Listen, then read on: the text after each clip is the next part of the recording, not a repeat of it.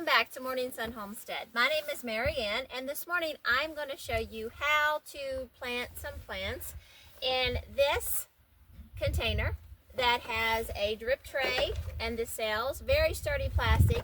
We received this from GrowFriend. The first thing that we are going to do is fill this with dirt. So I'm in the process of planting some collard greens, some kale, cabbage, Brussels sprouts, and I think that covers everything. So what we're going to do, I have our pre-mixed potting soil that we have mixed. You also want to make sure you check out that video. It can save you a lot of money. We're going to go ahead and fill our cells with this dirt. Now I have made it where it is wet. It will go into a ball, but it's not a hard ball. You can see how easily it comes apart. I'm going to go ahead and fill these cells. So when you get your potting soil, whether it's pre-mixed or mixed that you have done yourself, you don't want to put it dry into your cells. You want it to be moist.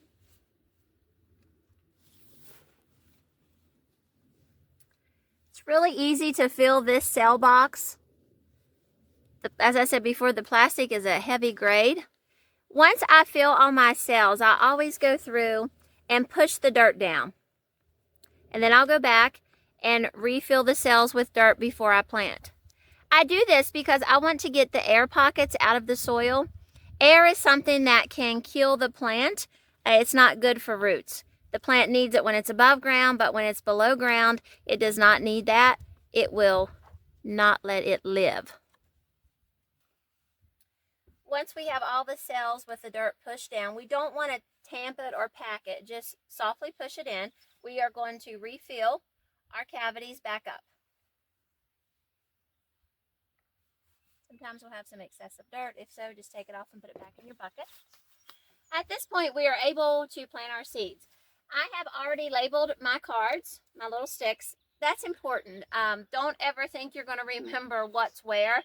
And a lot of these plants will look the same. It's really hard to distinguish between cabbage and Brussels sprouts and broccoli. Kale and collards aren't so different, especially if you plant the curly kale. It's easy to tell. But that's about the only thing. So make sure that you always label. So I have collards first, and I did use a blue pen because that's what my daughter got me. But it will wipe off, and I did not want a permanent marker because I want to be able to reuse these.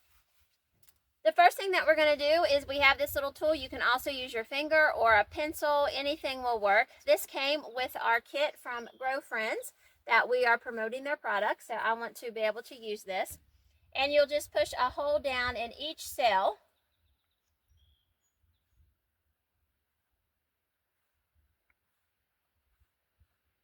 I'm planting 10 plants of collards, so that's what I'm going to just do those 10 cells right now with that. The collards that I'm going to be planting is a VATS, and I get my seeds from Territorial Seeds. I've had really good in the past. They've germinated very well, so I just stick with them. This is a 60 to an 80-day variety. It's an heirloom, so I can keep the seeds, which is something that I'm going to try to do this year. I haven't previously been able to keep the cabbage or the broccoli or the Brussels sprouts or the cauliflower, but this year I'm really going to work and try to be able to do that. I have studied it, and I know that they need to overwinter so they can seed in the spring. So I'm hoping I can get all that to work. Here is our collard seeds. They almost look like pieces of fertilizer if you've ever used commercial fertilizer. And I drop one into each hole.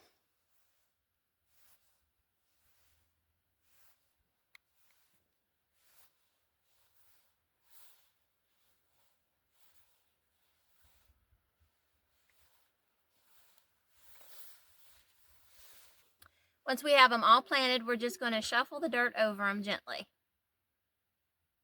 If you want, you can add just a little bit more. I don't feel that it's necessary for these right now, so I just tap them down with my finger. And there we have 10 plants of collard greens planted. Now we're going to move on to the Brussels sprouts and the cauliflower. They will be planted exactly the same way. So we will be back in just a few minutes. If you happen to drop more than one seed in each cell, don't try to dig it out now. Just let it go because you're going to end up pressing your seeds clear to the bottom. Just wait until they sprout and then you can pull one, and you can try to transplant it, or you can keep it as a green and eat it, however you want to do. Either way will work. The grower miniature greenhouse is what I call it, from Grow Friends that we received, is especially neat as the lights will go in the lid. So I'm going to go ahead and pop my lights into my lid. They have a crevice that's very easy to fit them into with 4 clicks, and we have it. And this is a humidifier type for humidity, so that this snaps in there as well. And then we're going to go ahead and put this on top of all of our plants, and it's a nice little outfit, and it fits very snug.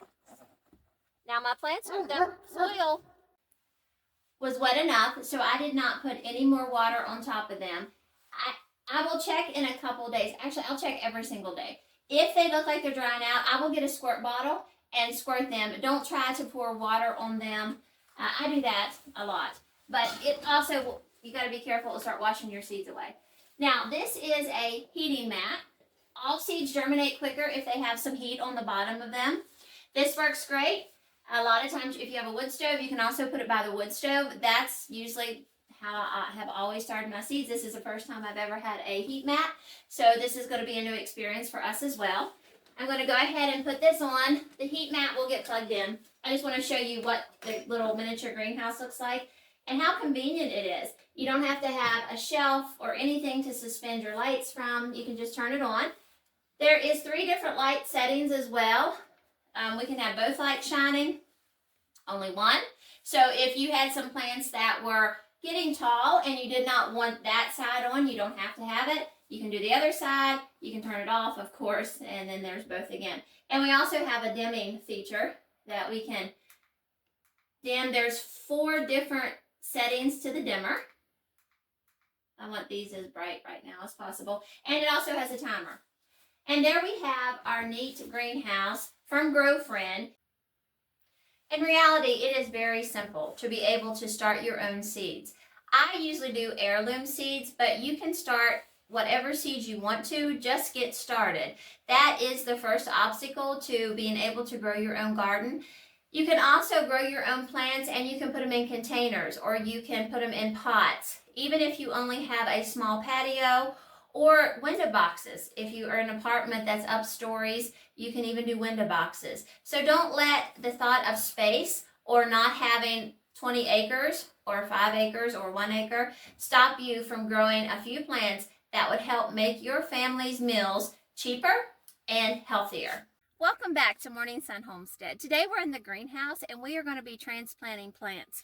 Now, we have planted these. They are beyond what they should be. You can see how leggy they are. This is kale, broccoli, Brussels sprouts, and collard greens. So I'm going to transplant them. What I do, I use styrofoam cups. Now with anything that you're planting, you always need a drain plug or a hole so the water leaches out. If it stays in there too long, if it's seedlings, they will rot. If you're trying to get them to germinate. And then if it's little sprouts like this, they will get very leggy and they can get so waterlogged they just die. So you always put a hole in the bottom. And then I will transplant them over here.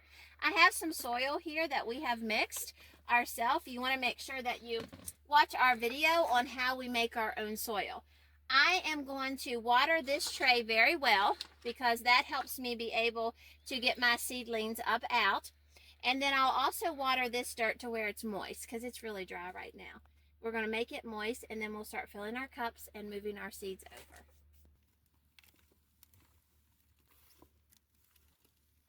I've got my soil mixed up. As you can see, it's not going to have water running out of it, but it's going to stick together, which is what we want. We don't want anything dry in our plant bottoms. And then I've watered these plants very well. Now, when you start to take these out, these handy tools came from Grow Friend along with this tray, and I'm going to see how they work. Usually I try to pry things out with my finger. Today I'm going to try this. We're going to see if it can bring them up out of there without leaving any roots behind. It did pop out fairly easy. You can see that we still have a lot of the initial dirt that was with it, so all of our roots are in there. I'm going to put some dirt in my cup. Then I'm gently going to put this down in. Now, tomato plants, if they break, sometimes you can get them to regrow. This is kale.